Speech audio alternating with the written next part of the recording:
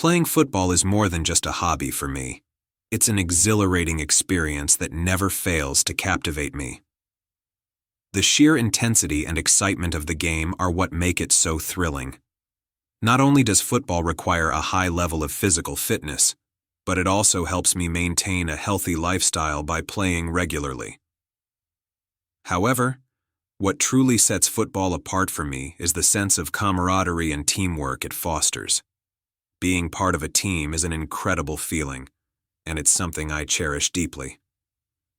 One unforgettable experience that stands out in my football journey is a tournament we participated in a remote village.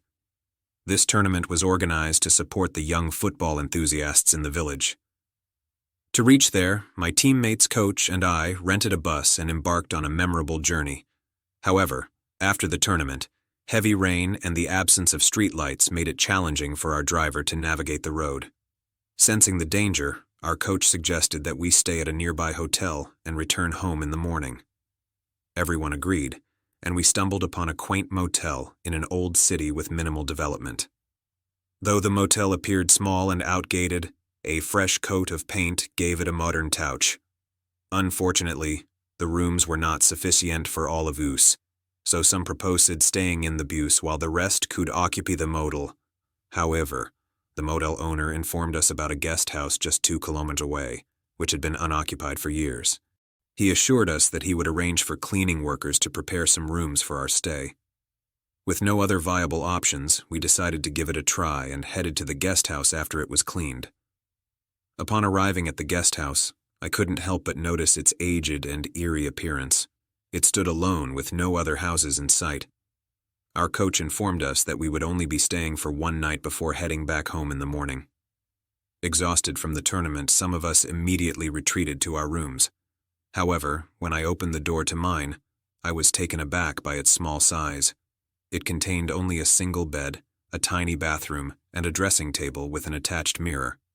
As I settled into the room, I caught sight of a shadow resembling a lady with long hair, glaring at me with anger. Assuming it was a member of the guest house cleaning staff, I greeted her with a friendly hello. To my surprise, the lady vanished into thin air, leaving me with a chilling sensation as if a gust of wind had brushed against my shoulder. Although I was tempted to dismiss it as my tired mind playing tricks on me, I decided against making any comments about my imagination. After taking a refreshing bath, I joined my team and coach at the dining table near our rooms for dinner. Once we finished our meal, I returned to my room and fell into a deep sleep. However, my slumber was abruptly interrupted by the sound of children playing outside my room. I couldn't help but wonder if new guests had arrived, as I was under the impression that only our team was staying at the guest house.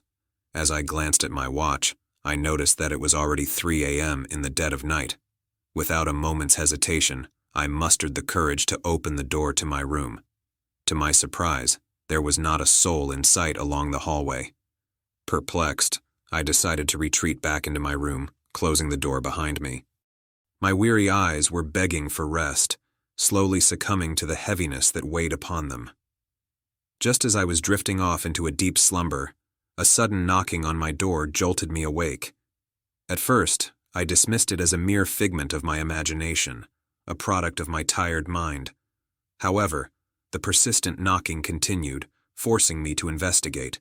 To my bewilderment, there was no one to be found outside my door. Confusion enveloped me as I cautiously made my way towards the window of my room. From there, I could see an old, abandoned playground that seemed to have been forgotten for ages.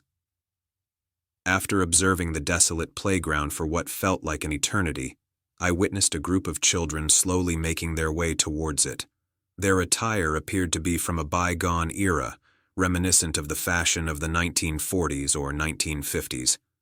The seesaw on the playground moved on its own accord, as if guided by an unseen force.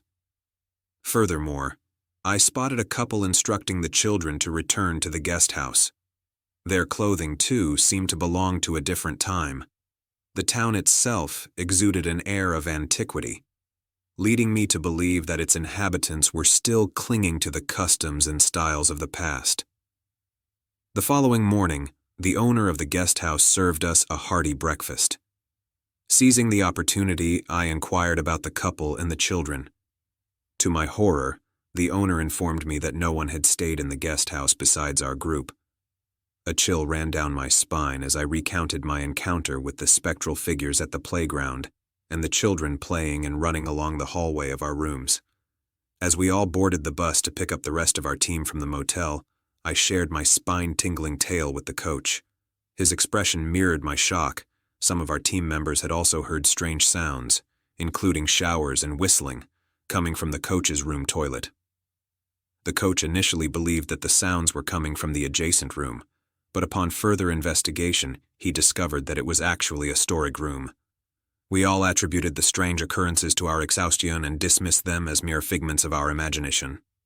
However, the experience left us all feeling unsettled and cautious for the remainder of our stay. It is important to always trust our instincts and take necessary precautions when traveling to unfamiliar places. Thank you for watching. That's all for today's video. If you want to see more content like this, make sure to subscribe and hit the notification bell. If you have any suggestions and experience related to the content, feel free to leave them in the comments below and join us on this journey.